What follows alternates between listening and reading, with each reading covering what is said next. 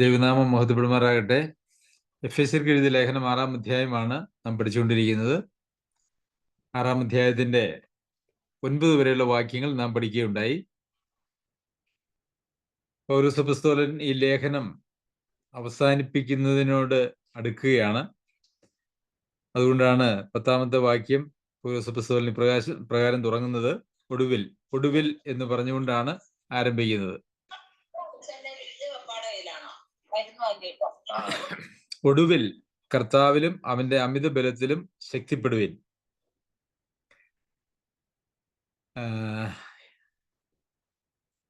നമുക്ക് നമ്മുടെ ശക്തി എന്ന് പറയുന്നത് എവിടെയാണ് എന്നുള്ളതാണ് ഇവിടെ നിന്ന് നമുക്ക് കാണുവാനായിട്ട് കഴിയുന്ന ഒരു കാര്യം. പലപ്പോഴും മനുഷ്യരുടെ ജീവിതം സ്വശക്തിയിൽ ആണ്, സ്വന്തം ശക്തിയിൽ ആശ്രയിച്ചും സ്വന്തം സാധ്യതകളും സ്വന്തം ശക്തിയുമാണ് മനുഷ്യരെ നിയന്ത്രിക്കുന്നത് എന്ന് പറയുന്നത്. എന്നാൽ ദൈവജനത്തെ സംബന്ധിച്ചിടത്തോളം സ്വന്തം ശക്തിയല്ല നമ്മുടെ ശക്തി എന്ന് പറയുന്നത് ദൈവത്തിൻ്റെ ശക്തിയാണ്. അപ്പോസ്തലന്മാരെ കർത്താവ് ഒരു 3.5 വർഷത്തോളം പരിശീലിപ്പിച്ചതിന് ശേഷവും അവർക്ക് യഥാർത്ഥത്തിലുള്ള ഒരു ക്രിസ്തു ശിഷ്യന്മാരായിട്ട് വളരാൻ അവര് പ്രാപ്തരായിരുന്നില്ല. അവര് ഗെത്സമനെ തോട്ടത്തിൽ വെച്ചിട്ട് അവര് കർത്താവിനെ പിടിച്ചപ്പോൾ അവരെല്ലാവരും ഓടിപ്പോയി. കുരിശിന്റെ ചുവട്ടിൽ യഥാർത്ഥത്തിൽ യോഹന്നാൻ അപ്പോസ്തലൻ മാത്രമേ ഉണ്ടായിരുന്നുള്ളൂ. ബാക്കി 10 പേരും അവിടെ ഉണ്ടായിരുന്നില്ല. യൂദാസ് ഒറ്റിക്കൊടുത്തു.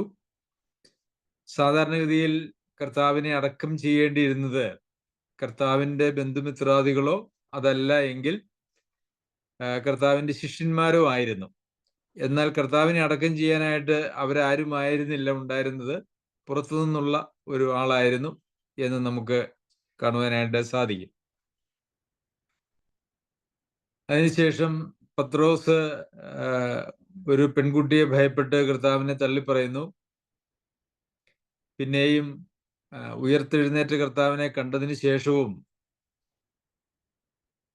ശിഷ്യന്മാര് മീൻ പിടിക്കാനായിട്ട് പോകുന്നു. അപ്പോൾ അവരുടെ ജീവിതത്തെ നാം പരിശോധിച്ചാൽ അവരുടെ ജീവിതത്തിൽ അവര് കർത്താവിനെ പിൻചെല്ലുവാനായിട്ടുള്ള ഒരു ശക്തി അവരുടെ ജീവിതത്തിൽ ഉണ്ടായിരുന്നില്ല എന്ന് നമുക്ക് കാണാനായിട്ട് കഴിയും. അതുകൊണ്ട് തന്നെ കർത്താവ് അവരോട് പറഞ്ഞു, നിങ്ങൾ യെരൂശലേമിൽ നിന്ന് വാങ്ങിപ്പോകാതെ പിതാവിനോട് കേട്ട വാഗ്ദത്തത്തിനായി നിങ്ങൾ കാത്തിരിക്കണം. പരിശുദ്ധാത്മാവ് നിങ്ങളുടെ മേൽ വരുമ്പോൾ നിങ്ങൾ ശക്തി ലഭിച്ചിട്ട് എന്നാണ് നമ്മളോട് വായിക്കുന്നത്. പരിശുദ്ധാത്മാവ് നിങ്ങളുടെ മേൽ വരുമ്പോൾ നിങ്ങൾ ശക്തി ലഭിച്ചിട്ട്. അപ്പോൾ പരിശുദ്ധാത്മാവ് വന്ന് ശക്തി ലഭിച്ചിട്ടല്ലാതെ ക്രിസ്തീയ ജീവിതം എന്ന് പറയുന്നത് സാധ്യമാകുകയില്ല എന്നാണ് നമുക്ക് ഈ സംഭവങ്ങളെല്ലാം എടുത്തു വെച്ച് പരിശോധിക്കുമ്പോൾ നമുക്ക് കാണാനായിട്ട് കഴിയുന്നത്. അതുമാത്രവുമല്ല, ഇപ്പം നിങ്ങൾ യെരൂശലേമിൽ നിന്ന് വാങ്ങിപ്പോകാതെ വാഗ്ദത്തത്തിനായിട്ട് കാത്തിരിക്കണം എന്ന് പറയുമ്പോൾ അവര് ശരിക്കും പറഞ്ഞാൽ ഭയപ്പെട്ട് പേടിച്ചാണ് അവര് ഒരു സ്ഥലത്ത് കൂടിയിരുന്നത് എന്ന് നമ്മൾ കാണുന്നു. എന്നാൽ പരിശുദ്ധാത്മാവ് അവരുടെ മേൽ വന്നപ്പോൾ കാര്യങ്ങളെല്ലാം വ്യത്യാസപ്പെടുകയാണ്. പേടിച്ച് ഒരിടത്ത് ഇരുന്നതായ, പേടിച്ച് അവരവരുടേതായിട്ടുള്ള വഴിക്ക് പോയതായ ആളുകളൊക്കെയും ദൈവാത്മാവ് അവരുടെ മേൽ വന്നപ്പോൾ അവർ വളരെ ധൈര്യവാന്മാരായി തീർന്നു, അവര് ശക്തന്മാരായി തീർന്നു എന്നാണ് നമുക്ക് കാണാനായിട്ട് കഴിയുന്നത്. അപ്പോൾ നമ്മുടെ ശക്തി, ദൈവമക്കളുടെ ശക്തി എന്ന് പറയുന്നത് പരിശുദ്ധാത്മാവിൻ്റെ ശക്തിയാണ്. അതല്ലാതെ നമ്മുടെ ഏതെങ്കിലും നിലയിലുള്ള ശക്തിയല്ല ക്രിസ്തീയ ജീവിതത്തിന് ആവശ്യമായിട്ടുള്ള ശക്തി എന്ന് പറയുന്നത്. അതിനെക്കുറിച്ച് എഫെസ്യർക്ക് എഴുതിയ ലേഖനം 1-ാം അധ്യായത്തിൽ നാം പഠിച്ചപ്പോൾ നിങ്ങൾക്ക് വേണ്ടി വ്യാപരിക്കുന്ന അളവറ്റ ശക്തിയുടെ വലിപ്പം എന്ന് നമ്മൾ കണ്ടു. ആ ശക്തിയെക്കുറിച്ച് അളവറ്റ ശക്തി എന്നാണ് പറഞ്ഞിരിക്കുന്നത്. കൊരിന്ത്യ ലേഖനത്തിൽ ഈ അത്യന്ത ശക്തി എന്ന് നമ്മൾ വായിക്കുന്നുണ്ട്. കൊലോസ്യർക്ക് എഴുതിയ ലേഖനത്തിൽ അവിടെ എന്നിൽ ബലത്തോടെ വ്യാപരിക്കുന്ന അവന്റെ വ്യാപാര ശക്തിക്കൊത്തവണ്ണം എന്ന് നമ്മൾ വായിക്കുന്നുണ്ട്. അപ്പോൾ ക്രിസ്തീയ ജീവിതം സ്വന്തം ശക്തിയിൽ നടത്തുവാൻ ആഗ്രഹിക്കുന്ന ആർക്കും ആര് വഴിയിൽ ജീവിച്ച് ദൈവത്തെ പ്രസാദിപ്പിച്ച് ജീവിക്കുവാനായിട്ട് കഴിയുന്നതല്ല. അവര് പിന്മാറിപ്പോവുകയോ അവരവരുടേതായിട്ടുള്ള വഴിക്ക് പോവുകയോ ഒക്കെ ചെയ്യുന്നത് നമുക്ക് കാണാനായിട്ട് കഴിയും. സ്വന്തം ശക്തിയിൽ ക്രിസ്തീയ ജീവിതം നയിക്കുവാൻ ആഗ്രഹിക്കുന്നതായിട്ടുള്ള ആളുകളെല്ലാവരും അവര് ഒരു നാമമാത്ര ക്രിസ്ത്യാനിയായിട്ട് തീരുകയോ അല്ല എങ്കിൽ ക്രിസ്തീയത എന്ന് പറയുന്നത് ചില ആചാരാനുഷ്ഠാനങ്ങളുടെ പ്രകടനമായി മാത്രം അവരുടെ ജീവിതത്തിൽ ഇരിക്കുകയോ ഈ ജീവിതത്തിന് വേണ്ടുന്നതായിട്ടുള്ള ഗുണങ്ങള് അല്ല എങ്കിൽ ദൈവാത്മാവിന്റെ ഫലം എന്ന് പറയുന്നത് ജീവിതത്തിൽ ഇല്ലാതിരിക്കുകയോ ചെയ്യും. അതാണ് സ്വന്തം ശക്തിയിൽ ആശ്രയിച്ചിട്ടുള്ള ക്രിസ്തീയ ജീവിതത്തിന്റെ പ്രത്യേകത എന്ന് പറയുന്നത്. എന്നാൽ നാം നേരത്തെ ചിന്തിച്ചതുപോലെ പരിശുദ്ധാത്മാവിന്റെ ശക്തിയാണ് നമ്മുടെ ജീവിതത്തിന് ക്രിസ്തീയ ജീവിതത്തിന് അടിസ്ഥാനമെങ്കിൽ അത് നാം ആ ശക്തിയിൽ ആശ്രയിക്കുന്നിടത്തോളം കാലം നമുക്ക് ഒരു പരാജയത്തിനും ആവശ്യമില്ല. നമ്മുടെ ജീവിതത്തിൽ നാം നേരിടുന്നതായിട്ടുള്ള ഏത് പ്രതിസന്ധികളിലും ആ പ്രതിസന്ധിയെ അതിജീവിക്കുവാൻ ആവശ്യമായിട്ടുള്ള മുഴുവൻ ശക്തിയും ദൈവാത്മാവ് നമുക്ക് നൽകുന്നതാണ്. അപ്പോൾ ഇവിടെ ഒടുവിൽ കർത്താവിലും അവന്റെ അമിത ബലത്തിലും ശക്തിപ്പെടുവിൻ എന്ന് പറയുമ്പോൾ 10-ാം വാക്യം, 6-ാം അധ്യായം 10-ാം വാക്യം, കർത്താവിലും അവന്റെ അമിത ബലത്തിലും ശക്തിപ്പെടണം എന്ന് പറയുമ്പോൾ ക്രിസ്തീയ ജീവിതത്തിന് മറ്റൊരു വഴിയുമില്ല. ദൈവം നമുക്ക് നൽകുന്നതായിട്ടുള്ള ശക്തി, കർത്താവിലുള്ളതായ ശക്തി മാത്രമാണ് ഉള്ളത് എന്നാണ് അതുകൊണ്ട് അർത്ഥമാക്കുന്നത്. അപ്പൊ ഇത്രയും നേരം കഴിഞ്ഞ 2 അധ്യായങ്ങൾ, പ്രത്യേകിച്ച് 2-2.5 അധ്യായങ്ങൾ വ്യക്തിബന്ധങ്ങളെ കുറിച്ചാണ് പൗലോസ് അപ്പോസ്തലൻ വിശദമായിട്ട് പറഞ്ഞിരിക്കുന്നത്. അതിനുശേഷം താൻ ലേഖനം അവസാനിപ്പിക്കാൻ തുടങ്ങുന്നതിനോടനുബന്ധിച്ച് വളരെ സുപ്രധാനമായിട്ടുള്ള ഒരു കാര്യമായിട്ടാണ് ഒടുവിൽ എന്ന് പറഞ്ഞുകൊണ്ട് അവസാനത്തെ മുന്നറിയിപ്പ് അല്ലെങ്കിൽ പ്രബോധനം എന്നുള്ള നിലയിൽ ഈ ഭാഗങ്ങൾ പറഞ്ഞിരിക്കുന്നത്. എന്ന് മാത്രമല്ല, ഇവിടെ നമുക്ക് കാണാൻ കഴിയുന്നതായിട്ടുള്ളൊരു കാര്യം, ശക്തിപ്പെടുവിൻ എന്ന് പറഞ്ഞിരിക്കുന്നത് ഒരു കൽപ്പനയായിട്ടാണ്, അല്ലെങ്കിൽ ഒരു പ്രബോധനമായിട്ടാണ്. സഭയ്ക്ക് അല്ലെങ്കിൽ സഭാംഗങ്ങൾക്ക്, വിശ്വാസികൾക്ക് നിങ്ങൾ ശക്തിപ്പെടണം എന്നാണ് ഇവിടെ പറഞ്ഞിരിക്കുന്നത്. ഇവിടെ നിങ്ങൾ ദൈവത്തിന്റെ ശക്തിക്ക് വേണ്ടി, ആത്മാവിന്റെ ശക്തിക്ക് വേണ്ടി നിങ്ങൾ പ്രാർത്ഥിക്കണം എന്നല്ല, അതിനുവേണ്ടി ജാഗരിക്കണം എന്നല്ല, മറിച്ച് നിങ്ങൾ കർത്താവിലും അവന്റെ അമിത ബലത്തിലും ശക്തിപ്പെടണം എന്നുള്ള പ്രബോധനം അല്ലെങ്കിൽ കൽപ്പനയാണ് നമുക്കിവിടെ കാണുവാനായിട്ട് കഴിയുന്നത്. അതെന്തുകൊണ്ടാണ് അങ്ങനെ പറയുന്നത്? നമ്മൾ പലപ്പോഴും ശക്തി തരണമേ കർത്താവേ എന്നൊക്കെ പറഞ്ഞ് പ്രാർത്ഥിക്കാറുണ്ട്.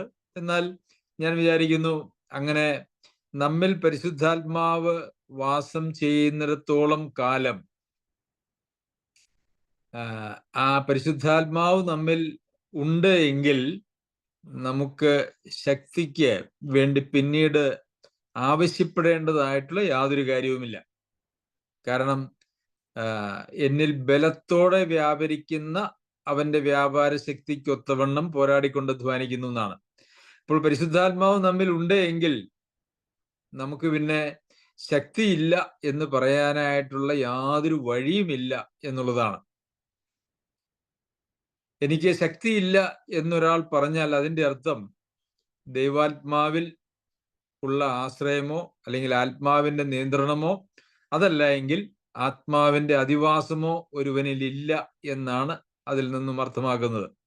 അതുകൊണ്ട് ശക്തി നൽകണമേ എന്ന് പ്രാർത്ഥിക്കുന്നതിനേക്കാൾ ദൈവം നമുക്ക് നൽകിയിരിക്കുന്നതായിട്ടുള്ള തന്റെ ആത്മാവിന്റെ ശക്തി അത് ആസ്വദിക്കാനും ആ ശക്തിയിൽ ആശ്രയിക്കുവാനും നമുക്ക് കഴിയുക എന്ന് പറയുന്നതാണ് ഏറ്റവും പ്രധാനപ്പെട്ടതായിട്ടുള്ള കാര്യം.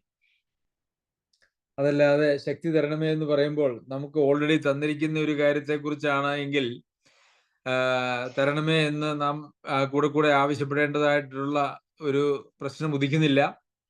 അതുമാത്രവുമല്ല, ഒരുവൻ വീണ്ടും ജനനം പ്രാപിച്ച് ദൈവാത്മാവിനെ പ്രാപിച്ചിട്ടില്ല എങ്കിൽ ശക്തി തരണമേ, ആത്മാവിനെ തരണമേ, ശക്തി തരണമേ എന്ന് നാം പ്രാർത്ഥിച്ചാൽ അത് ലഭിക്കുവാനായിട്ടുള്ള മാർഗം എന്ന് പറയുന്നത് പ്രാർത്ഥനയല്ല, മറിച്ച് നാം നമ്മളിൽ ഒരു മാനസാന്തരവും കർത്താവായ യേശുക്രിസ്തുവിലുള്ള യാഗമരണത്തിലുള്ള വിശ്വാസവും അതുപോലെ തന്നെ നമ്മെ തന്നെ ത്യജിച്ച് നമ്മുടെ ജീവിതത്തെ കർത്താവിനെ ഏൽപ്പിച്ചു കൊടുത്ത് നാം വീണ്ടും ജനനം പ്രാപിക്കുക എന്നുള്ളതാണ് അതിന് പരിഹാരം. അതല്ലാതെ എനിക്ക് ശക്തി തരണമെന്ന് പറഞ്ഞ് പ്രാർത്ഥിക്കുക എന്നുള്ളതല്ല അതിന്റെ പരിഹാരം എന്ന് പറയുന്നത്.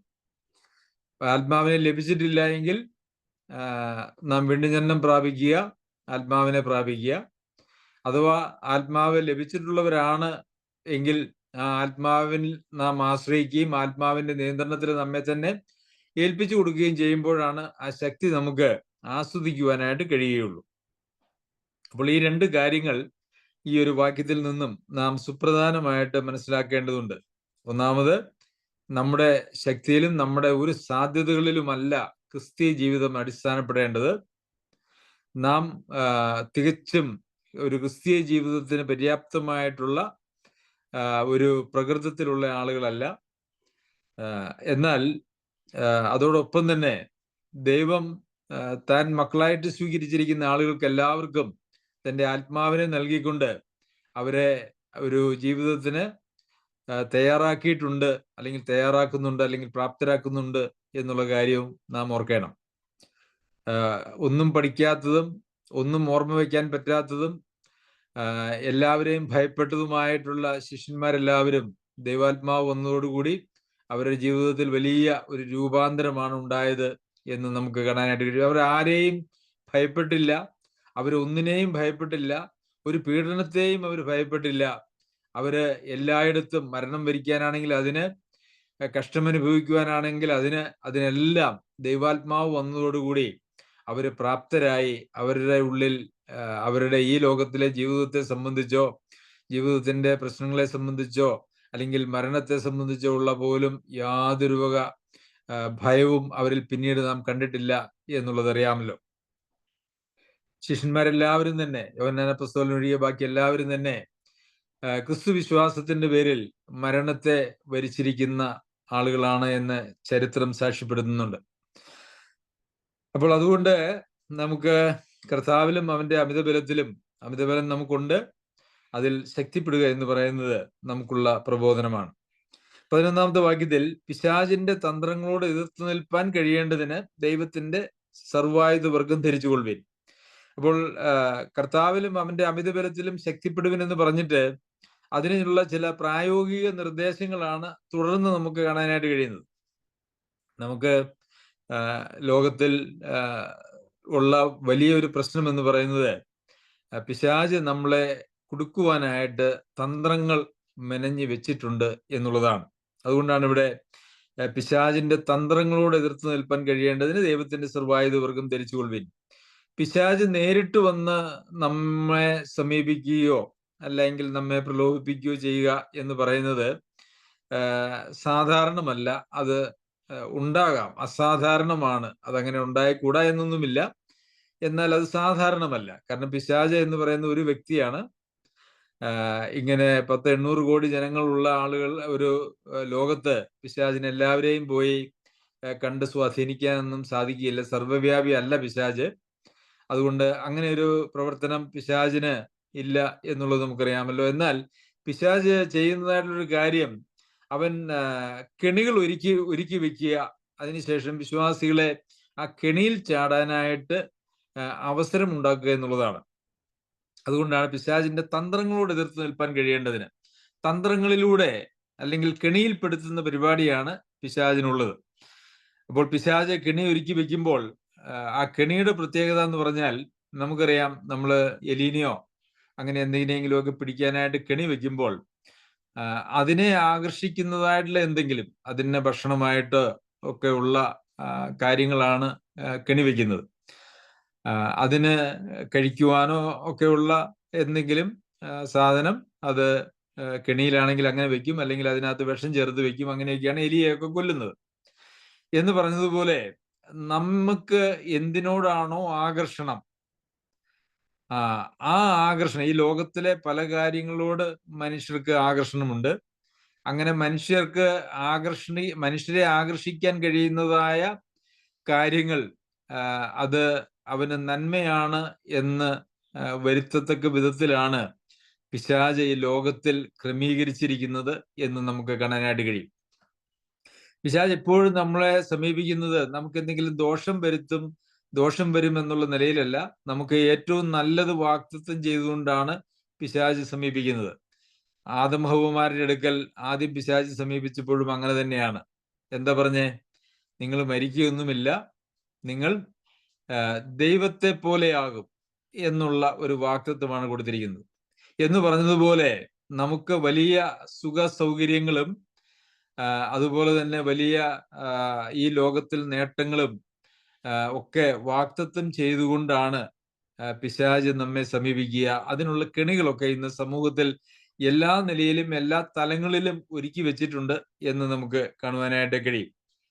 അപ്പോൾ കർത്താവിലും അവന്റെ അമിതബലത്തിലും ശക്തിപ്പെടുന്നതിന്റെ പ്രാധാന്യം എന്ന് പറയുന്നത്, പ്രാധാന്യവും അതിനുള്ള വഴികളുമാണ് തുടർന്നുള്ള വാക്യങ്ങളിൽ നമുക്ക് കാണാനായിട്ട് കഴിയുന്നത്. പിശാചിന്റെ തന്ത്രങ്ങൾ എതിർത്ത് നിൽപ്പാൻ കഴിയേണ്ടതിന് ദൈവത്തിന്റെ സർവായുധവർഗം ധരിച്ചുകൊള്ളുവിൻ. അപ്പോൾ പിശാചിന്റെ തന്ത്രങ്ങളോട് എതിർത്ത് നിൽക്കണമെങ്കിൽ കർത്താവിലും അവന്റെ അമിതബലത്തിലും ശക്തിപ്പെടണം. അതിനുവേണ്ടി അങ്ങനെ ശക്തിപ്പെടാനായിട്ട് ദൈവത്തിന്റെ സർവായുധവർഗം ധരിച്ചുകൊള്ളണം. സർവായുധവർഗം എന്ന് പറയുമ്പോൾ ഒന്നിലധികം കാര്യങ്ങൾ അതിലുണ്ട്. എല്ലാ ആയുധങ്ങളും ധരിച്ചുകൊണ്ട് മുന്നോട്ട് പോകുന്നതായിട്ടുള്ള ഒരു വ്യക്തിക്ക് മാത്രമേ ഒരു ക്രിസ്തീയ ജീവിതം, പിശാചിനെ തോൽപ്പിച്ചുകൊണ്ടുള്ള ഒരു ക്രിസ്തീയ ജീവിതം നയിക്കുവാനായിട്ട് കഴിയുകയുള്ളൂ. പലപ്പോഴും ആളുകൾ ചിന്തിക്കുന്നത് രക്ഷിക്കപ്പെട്ടു കഴിഞ്ഞു കഴിഞ്ഞാൽ പിന്നെ വേറെ പ്രശ്നമൊന്നുമില്ല എന്നാണ്. എന്നാൽ ഇവിടെ നമുക്ക് കണ്ടാല് ഈ രക്ഷ എന്ന ശിരസ്ത്രം, അപ്പോൾ ഈ രക്ഷിക്കപ്പെട്ടു എന്നുള്ള യാഥാർത്ഥ്യം അത് ഏറ്റവും പ്രാധാന്യമുള്ളതാണ്. നമുക്കറിയാമല്ലോ, ഒരു പട്ടാളക്കാരൻ യുദ്ധം ചെയ്യാൻ പോകുമ്പോൾ അവർ ഏറ്റവും കൂടുതൽ സൂക്ഷിക്കുന്നത് അവരുടെ തലയാണ്. അതിന് തലയ്ക്ക് എല്ലാവർക്കും ഹെൽമെറ്റ് ഉണ്ട്. അപ്പോൾ രക്ഷ എന്ന ശിരസ്ത്രം, അപ്പോൾ രക്ഷ എന്ന് പറയുന്നത് ആവശ്യമാണ്. പക്ഷേ അതുകൊണ്ട് മാത്രം പിശാചിന്റെ തന്ത്രങ്ങളോട് എതിർത്ത് നിന്ന് നമുക്കൊരു ക്രിസ്തീയ ജീവിതം നയിക്കുവാനായിട്ട് കഴിയുകയില്ല. കാരണം ഈ സർവായുധ വർഗത്തിൽ വേറെ പല കാര്യങ്ങളും അവിടെ എഴുതിയിരിക്കുന്നത് നമുക്ക് കാണാനായിട്ട് സാധിക്കും. ഈ പിശാചിന്റെ തന്ത്രങ്ങളെ കുറിച്ച് പറയുമ്പോൾ കൊരിന്ത്യർക്ക് എഴുതിയ ലേഖനം പഠിച്ചപ്പോൾ നാം ചില കാര്യങ്ങൾ അവിടെ പഠിച്ചതാണ്. കൊരിന്ത്യർക്ക് എഴുതിയ 2-ാം ലേഖനം 2-ാം അധ്യായത്തിന്റെ 11-ാമത്തെ വാക്യത്തിൽ ഇതിനോട് സമാനമായിട്ടുള്ള ഒരു വേദഭാഗം നമുക്ക് വായിക്കാനായിട്ട് കഴിയും. സാത്താൻ നമ്മെ തോൽപ്പിക്കരുത്, അവന്റെ തന്ത്രങ്ങളെ നാം അറിയാത്തവരല്ലല്ലോ. അപ്പോൾ സാത്താൻ തോൽപ്പിക്കാം, അല്ലെ? തോൽപ്പിക്കാം എന്നുള്ളത് കൊണ്ടാണ് സാത്താൻ നമ്മെ തോൽപ്പിക്കരുത് എന്ന് എഴുതിയിരിക്കുന്നത്. പിശാചിനാൽ പിടിക്കപ്പെട്ടു പോകാനായിട്ടുള്ള സാധ്യതയുണ്ട്. നമുക്ക് തിമോഥെയോസിന് എഴുതിയ ലേഖനത്തിലൊക്കെ നമ്മളത് കാണുന്നുണ്ട്. പിശാചിനാൽ പിടിക്കപ്പെട്ട് കുടുങ്ങിയവരാകിയാൽ. അപ്പോൾ പിശാച് നമ്മെ തോൽപ്പിക്കുവാനും നമ്മെ കുടുക്കുവാനുമുള്ള എല്ലാ സാധ്യതകളും ഉണ്ട്. അവന്റെ തന്ത്രങ്ങളെ നാം അറിയാത്തവരല്ലല്ലോ. അപ്പോൾ പിശാച് നമ്മളെ തോൽപ്പിക്കാതിരിക്കണമെങ്കിൽ അവന്റെ തന്ത്രങ്ങൾ എന്താണ്, അല്ലെങ്കിൽ അവൻ ഒരുക്കി വെച്ചിരിക്കുന്ന കെണികൾ എന്താണ് എന്നുള്ളത് നമ്മൾ മുൻകൂട്ടി മനസ്സിലാക്കേണ്ടത് ആവശ്യമാണ്. നല്ല ശ്രദ്ധയോടെ ജീവിക്കുന്നതായിട്ടുള്ള ആളുകൾക്ക്, അല്ലെങ്കിൽ കെണികളെ കുറിച്ച് അറിയാവുന്നതായിട്ടുള്ള ആളുകൾക്ക് ഇപ്പൊ കിളിയിൽ പോയി വീഴുവാനായിട്ടുള്ള സാധ്യത വളരെ കുറവാണ്. എന്നാൽ ഇവിടെ ഈ തോൽപ്പിക്കരുത്, അവന്റെ തന്ത്രങ്ങളെ നാം അറിയാത്തവരല്ലല്ലോ എന്ന് പറയുന്നത് ഒരു പ്രത്യേക പശ്ചാത്തലത്തിലാണ്. ആ പശ്ചാത്തലം ഒന്ന് ചിന്തിക്കുന്നത് വളരെ ഉപകാരപ്രദമാണ് ഞാൻ വിചാരിക്കുന്നു. അതിന് തൊട്ടു മുമ്പുള്ള വാക്യം, നിങ്ങൾ വല്ലവതും ക്ഷമിക്കുന്നവനോട് ഞാനും ക്ഷമിക്കുന്നു, എന്നാൽ ഞാൻ വല്ലതും ക്ഷമിച്ചിരിക്കുന്നുവെങ്കിൽ നിങ്ങൾ നിമിത്തം ക്രിസ്തുവിന്റെ സന്നിധാനത്തിൽ ക്ഷമിച്ചിരിക്കുന്നു.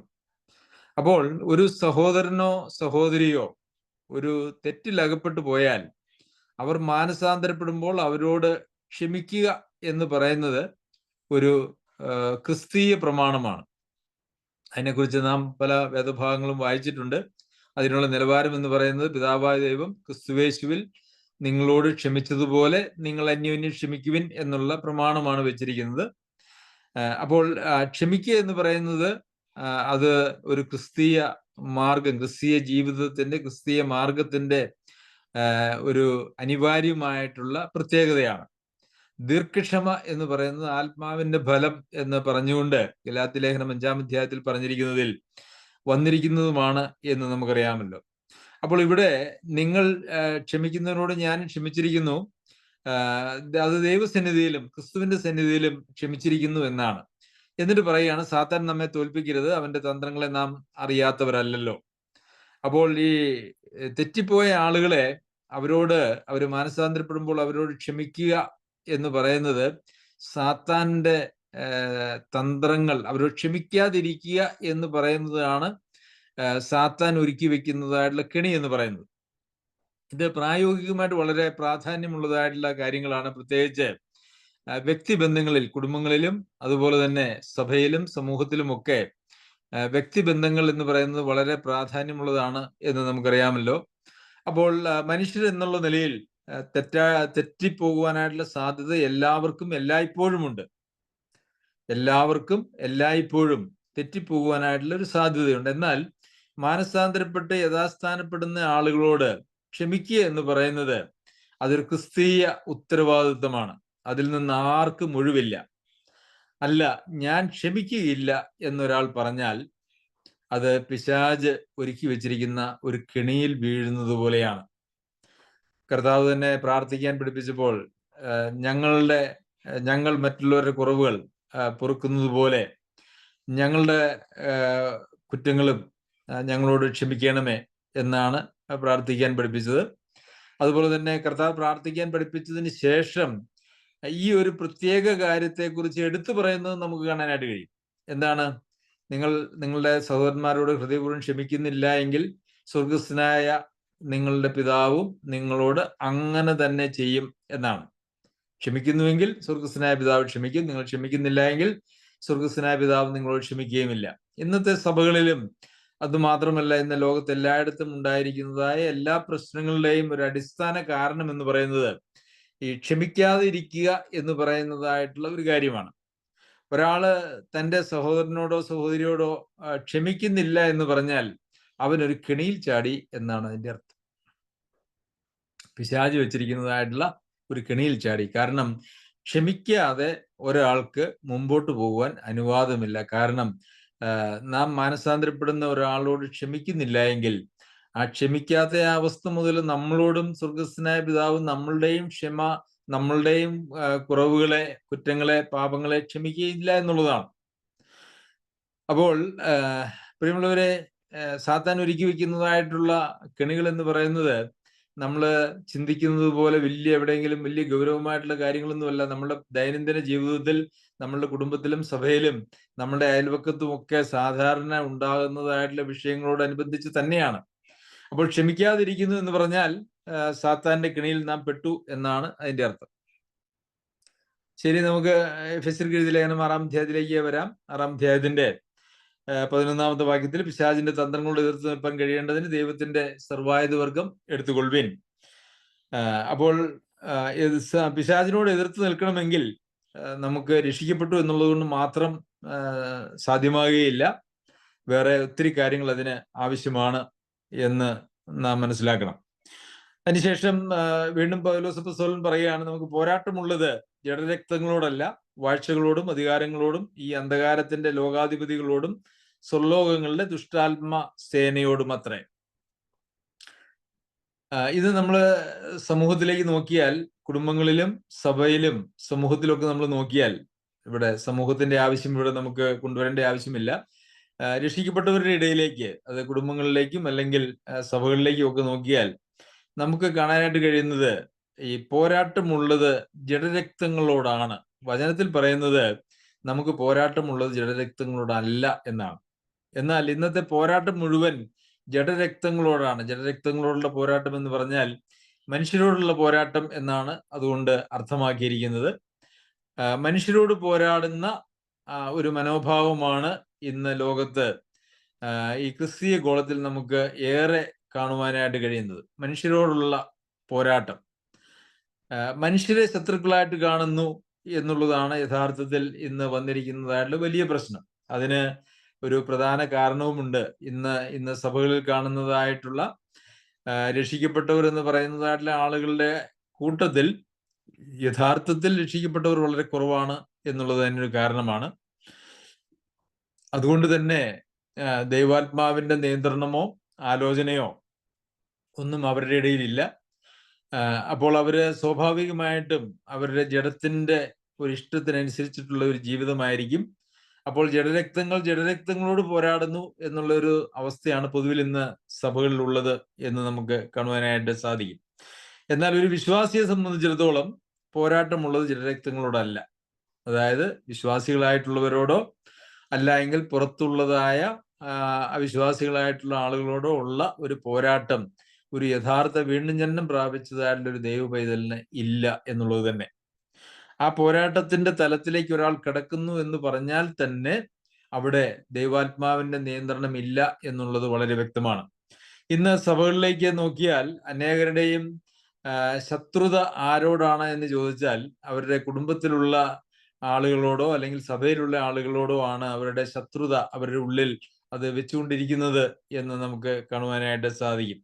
വളരെ അടിയും പിടിയും പിന്നെ അതുപോലെ തന്നെ വാക്കുകൾ ഉപയോഗിക്കലും എന്ന് തുടങ്ങി പോലീസ് കേസുകൾ തുടങ്ങി ധാരാളം വെല്ലുവിളികള്, ധർണകള്, മുദ്രാവാക്യം വിളിച്ചുകൊണ്ട് റോഡിലൂടെ രാഷ്ട്രീയക്കാര് പോകുന്നത് പോലെയോ അതിനപ്പുറവുമായിട്ടുള്ള വാക്കുകൾ ഉപയോഗിച്ചുകൊണ്ട് ക്രിസ്തീയ സഭകൾ എന്ന് പറയുന്നതായിട്ടുള്ള സംഘടനകൾ വെല്ലുവിളി നടത്തി പോകുന്നതൊക്കെ നാം പലയിടത്തും കണ്ടിട്ടുണ്ട് എന്നുള്ളത് വളരെ സങ്കടകരമാണ്.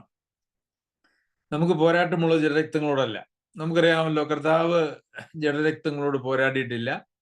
കർത്താവിന്റെ ശിഷ്യന്മാരാരും ആരെയും വെല്ലുവിളിച്ച് ഒരിടത്തും ജാഥ നടത്തിയിട്ടില്ല. ആരും ജഡപ്രകാരം പോരാടിയതായിട്ട് നമുക്ക് കാണാനായിട്ടും കഴിയുന്നില്ല. അതുകൊണ്ട് നമുക്ക് പോരാട്ടമുള്ളത് ജഡരക്തങ്ങളോടല്ല. പിന്നെ ആരോടാണ് പോരാട്ടമുള്ളത് എന്നാണ് പിന്നെ പറയുന്നത്. വാഴ്ചകളോടും അധികാരങ്ങളോടും ഈ അന്ധകാരത്തിന്റെ ലോകാധിപതികളോടും സ്വർലോകങ്ങളുടെ ദുഷ്ടാത്മസേനയോടും അത്രേ. അതായത് പിശാചിന്റെ കീഴിലുള്ളതായിട്ടുള്ള ഒരു ദൂതവർഗവും ഉണ്ട് എന്നുള്ളത് നമുക്കറിയാമല്ലോ. അവരോടാണ് നമുക്ക് പോരാട്ടമുള്ളത്. ഒരുപക്ഷെ നമ്മുടെ മുമ്പിൽ നമ്മെ പരിഹസിക്കുകയോ നിന്ദിക്കുകയോ ദുഷിക്കുകയോ അല്ല ഉപദ്രവിക്കുകയോ ചെയ്യുന്നതായിട്ടുള്ള ഒരാളെ കാണുമ്പോൾ നമുക്ക് പലപ്പോഴും തോന്നുന്നത് അവര് നമ്മുടെ ശത്രുവാണെന്നാണ്. എന്നാൽ പ്രിയമുള്ളവരെ, ഒരു വിധത്തിൽ അവർ നമ്മളോട് ശത്രുത കാണിക്കുന്നു എന്നുള്ള നിലയിൽ അവര് ശത്രുവാണ് എന്ന് വേണമെങ്കിൽ ഒരർത്ഥത്തിൽ പറയാം.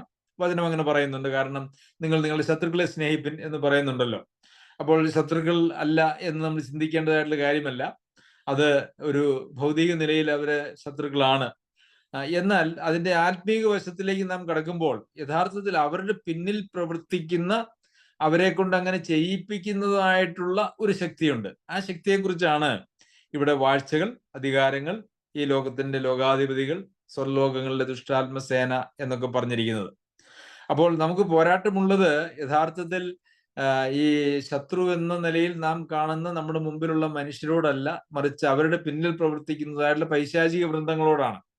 അതുകൊണ്ടാണ് കർത്താവ് പറഞ്ഞത്, നിങ്ങൾ ശത്രുക്കളെ സ്നേഹിപ്പിൻ, അവർക്ക് വേണ്ടി പ്രാർത്ഥിപ്പിൻ, ഉപദ്രവിക്കുന്നവരെ അനുഗ്രഹിക്കുവിൻ, വിശക്കുന്നെങ്കിൽ അവർക്ക് ഭക്ഷണം കൊടുക്കുക, ദാഹിക്കുന്നെങ്കിൽ കുടിക്കാൻ കൊടുക്കുക, ഒരു മൈൽ നിങ്ങളോട് കൂടെ നടക്കാൻ പറയുന്നവനോട് നിർബന്ധിക്കുന്നവൻ 2 മൈൽ നടക്കുക. ഈ പറഞ്ഞ കാര്യങ്ങളൊക്കെ അതിന്റെ എല്ലാം പിന്നിലുള്ളതായ പ്രമാണം എന്ന് പറയുന്നത് അവരല്ല യഥാർത്ഥത്തിൽ അവരിലൂടെ പ്രവർത്തിക്കുന്നതായിട്ടുള്ള ഒരു പൈശാചിക വൃന്ദമാണ് യഥാർത്ഥത്തിൽ നിങ്ങളുടെ ശത്രുക്കൾ. അതുകൊണ്ട് അവരോടൊരു ശത്രുത നിങ്ങൾ കാണിക്കരുത്. അവരെ സ്നേഹിക്കുകയും അവരെ കരുതുകയും ഒക്കെ ചെയ്യണം എന്നുള്ളതാണ് നമുക്കുള്ള പ്രമാണം എന്ന് പറയുന്നത്. ശരി, നമ്മുടെ സമയം കഴിഞ്ഞു. തുടർന്നുള്ള വാക്യങ്ങൾ നമുക്ക് അടുത്ത ദിവസം ചിന്തിക്കാം. ദൈവം നമ്മെ സഹായിക്കട്ടെ. പ്രിയമുള്ളവരെ, നമുക്ക് ക്രിസ്തീയ ജീവിതത്തിന് വേണ്ടുന്നതായിട്ടുള്ള ശക്തി ദൈവം തരുന്നതാണ്. അത് ദൈവത്തിൽ നിന്ന് നാം പ്രാപിക്കേണ്ടത് ആവശ്യമാണ്. അത് കേവലം ശക്തി തരണമേ എന്നുള്ള പ്രാർത്ഥനയിലൂടെ അല്ല അത് പ്രാപിക്കേണ്ടത്. മറിച്ച് നാം ആ ശക്തിയിൽ ഏകപക്ഷീയമായി, നിർദോഷമായി, നിഷ്കളങ്കമായി ആ ശക്തിയിൽ നമ്മൾ ആശ്രയിക്കുകയും ആ ശക്തിക്ക് നാം വിധേയപ്പെടുകയും ആ ശക്തിയെ അനുസരിക്കുകയും ചെയ്യുന്നത് വഴിയാണ് എന്ന് നമുക്കറിയാമല്ലോ. നമ്മുടെ സാധ്യതകളല്ല നമ്മുടെ ക്രിസ്തീയ ജീവിതത്തിന്റെ വിജയം എന്ന് പറയുന്നത്. ആകയാൽ നിൽക്കുന്നു എന്ന് തോന്നുന്നവൻ വീഴാതിരിപ്പാൻ നോക്കിക്കൊള്ളട്ടെ. നാം കൊരിന്ത്യർക്ക് എഴുതിയ 1-ാം ലേഖനം 10-ാം അധ്യായത്തിൽ വായിക്കുന്നതാണ്. ആകയാൽ നിൽക്കുന്നു എന്ന് തോന്നുന്നവൻ വീഴാതിരിപ്പാൻ നോക്കിക്കൊള്ളട്ടെ. നാം നിൽക്കുന്നു എന്ന് നമുക്ക് തോന്നിയാൽ അത് നമ്മുടെ ശക്തിയിലാണ് എന്നുള്ളത് കൊണ്ടാണ് വീഴാതിരിക്കാൻ സൂക്ഷിച്ചുകൊള്ളാനായിട്ട് പറയുന്നത്. എന്നാൽ കർത്താവിന്റെ ശക്തിയിൽ, കർത്താവിലാണ് നാം വസിക്കുകയും നിൽക്കുകയും കർത്താവിന്റെ ശക്തിയാണ് നമ്മൾ വ്യാപരിക്കുകയും ചെയ്യുന്നതെങ്കിൽ പരാജയം എന്ന് പറയുന്നത് ഒരിക്കലും ഉണ്ടാകുകയില്ല. അതുപോലെ പിശാചിന്റെ തന്ത്രങ്ങളെക്കുറിച്ച് നമ്മൾ ചിന്തിച്ചു. അവൻ എന്തൊക്കെ ദൈവം നമ്മളോട് പാടില്ല എന്ന് പറയുന്നത് എല്ലാം അവൻ നമുക്ക് നല്ലതാണ്, നിന്റെ ഭാവിക്ക് നല്ലതാണ്, നിന്റെ കുടുംബത്തിന് നല്ലതാണ്, നിന്റെ സാമ്പത്തിക ഭദ്രതയ്ക്ക് നല്ലതാണ്, നിന്റെ ആരോഗ്യത്തിന് നല്ലതാണ് എന്നൊക്കെ പറഞ്ഞ് ദൈവം നിഷേധിച്ചതായിട്ടുള്ള നിന്റെ സുഖ സൗകര്യങ്ങൾക്കൊക്കെ അത് നല്ലതാണ് എന്ന് പറഞ്ഞുകൊണ്ട് ദൈവം നിഷേധിച്ചിരിക്കുന്നതായിട്ടുള്ള കാര്യങ്ങളുമായിട്ട് നമ്മുടെ മുമ്പാകെ വരും. അല്ല എങ്കിൽ അങ്ങനെയുള്ളൊരു പരിപാടി പല മനുഷ്യരിലൂടെയും പ്രസ്ഥാനങ്ങളിലൂടെയും ഒരുപക്ഷെ രാഷ്ട്രീയക്കാരുടെ കയ്യിലൂടെയും നമ്മളുടെ മുമ്പിൽ കൊണ്ടുവന്ന് വയ്ക്കും. അതിലേക്ക്, ആ കെണിയിലേക്ക് നമ്മൾ പോയി വീഴാതിരിക്കുക എന്നുള്ളതാണ് നാം ശ്രദ്ധിക്കേണ്ടതായിട്ടുള്ളൊരു കാര്യം. മനുഷ്യരാരും നമ്മളുടെ ശത്രുക്കളല്ല. അവരുടെ പിന്നിൽ പ്രവർത്തിക്കുന്നതായിട്ടുള്ള പൈശാചിക വൃന്ദമാണ് യഥാർത്ഥത്തിലുള്ള ശത്രു. അതുകൊണ്ട് ശത്രുക്കളെ സ്നേഹിക്കുക എന്നുള്ളതാണ് നമുക്കുള്ള പ്രമാണം. ദൈവത്തിന്റെ സർവ്വ ആയുധങ്ങളും ധരിച്ചുകൊണ്ട് മാത്രമേ ഒരു ക്രിസ്തീയ ജീവിതം വിജയകരമായിട്ട് മുമ്പോട്ട് കൊണ്ടുപോകാനായിട്ട് കഴിയുള്ളൂ. സർവശക്തനായ ദൈവം നമ്മെ എല്ലാവരെയും സഹായിക്കട്ടെ. അവന്റെ അതിപരിശുദ്ധ നാമം വാഴ്ത്തപ്പെടുമാറാകട്ടെ.